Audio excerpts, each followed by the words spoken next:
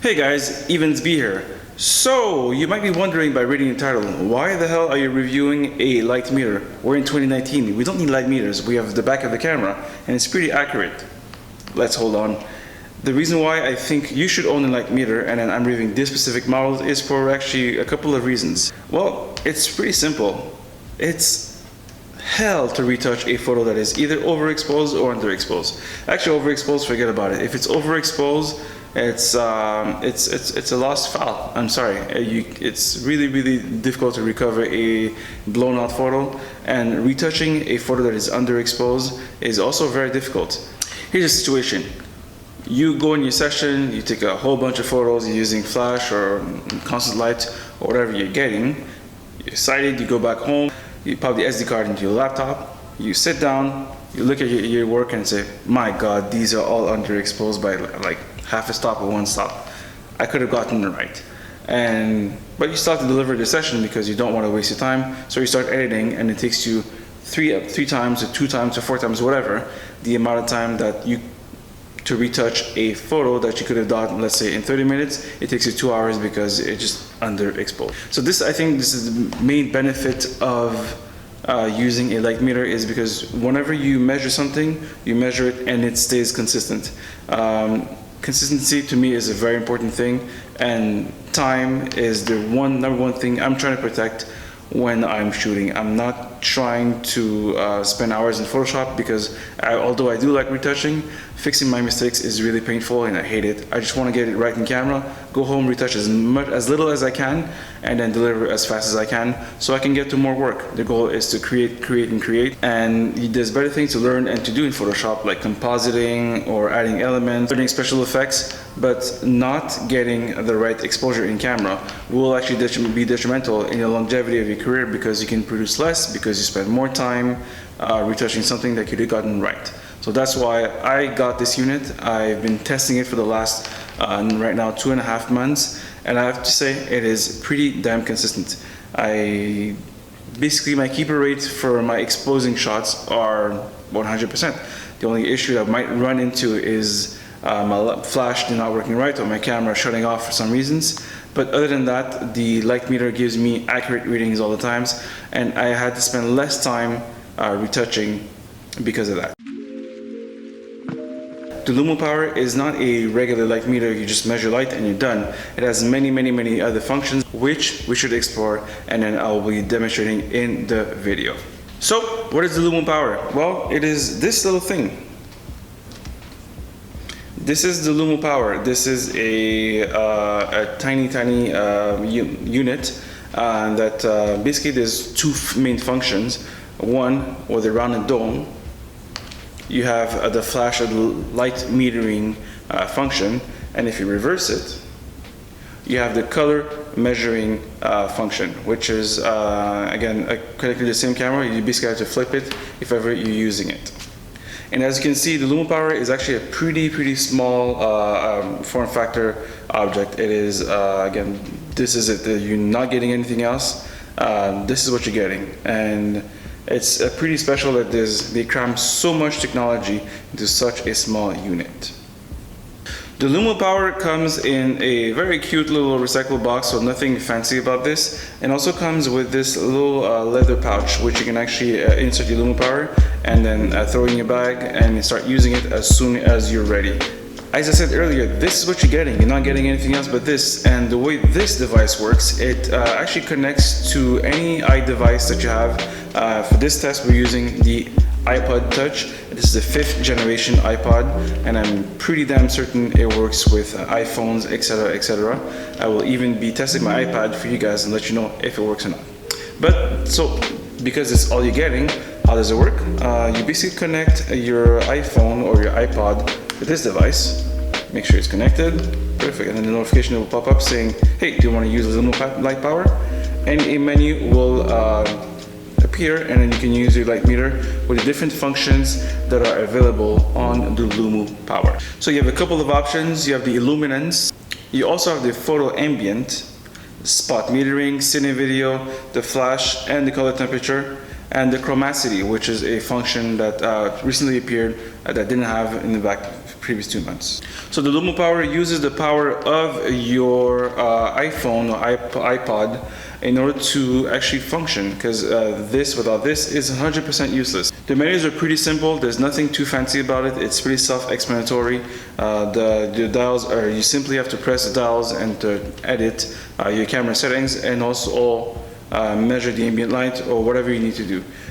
So basically this device, I typically use it upside down because this is the way you have to use it. If you try to use it in camera, your hand will be covering it. Completely ridiculous. You basically connect the device, and if you use the flash meter, basically you use it this way. If you need to use the color measurement, then you flash it this way.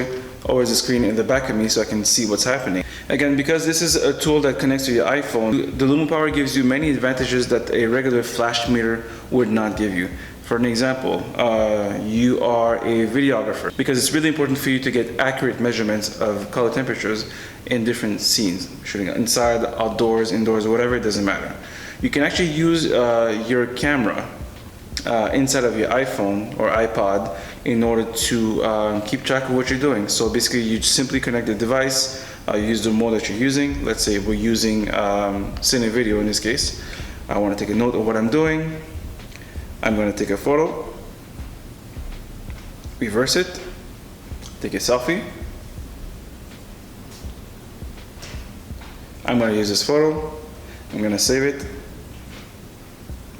and voila, you can actually start tracking exactly as you see it using your camera, using the device power, which is a really interesting feature, which the Sekonics and other light meters of the world probably do not have. So enough bragging about this unit. What are we going to do next? So this device promises to go up to 1/8,000 second sync, which is high-speed sync for those who don't know what it is. We're going to be using the Godox 8600 in order to test against the high-speed sync. But I know this is controversial, and it's taking a long time for Sekonic to come with a light meter that does high-speed sync. Unfortunately, for the budget of this video, I could not afford the sync. I believe it's called the Speedmaster from Sekonic. So in order to have a more complete review of this device, what I'm going to do is I'm going to compare it to the industry standard, which is the Sekonic. The Sekonic is a classic tool that pretty much every photographer that was in the past probably have used if you shoot film, or if you're really precise about your light and you don't want to trust the back of your camera, you really want to get a pure reading. Well, you would probably use a L3800 or 258 or whatever model, but from Sekonic. Sekonic has been known as the standard in flash metering because again, their tools are pretty accurate. I've used it a couple of times, a couple of shoots if I was assisting, and if you read F10, it is F10 and there's no argument with it. Sekonic will give you a good result. So we'll be comparing both devices. Again, this one has a maximum sync speed of 1/1000th, so we cannot go to 1/8000, but we'll push it as far as we can and then see if the light stays consistent with both of these models, basically the industry standard and the new Challenger. Also, another test I'll be running is the color measurement of this device. Again, this is, in my opinion, another really interesting tool if you are doing, like me, a bit of video and you're doing a lot of photography. Mixing artificial light with ambient light, let's say this light is very blue compared to the rest of my studio, which is very orange or very warm, it creates big issues in post-production. So what we're going to do is we're going to compare this. The way I'll be doing it is using a color passport checker, which will help us actually making sure that this color meter stays consistent. We'll be comparing basically the color card, which has multiple colors on it. Also, we'll be comparing it to a regular gray card, so we can actually see if actually it stays consistent while we're shooting a couple of shots. One eternity later.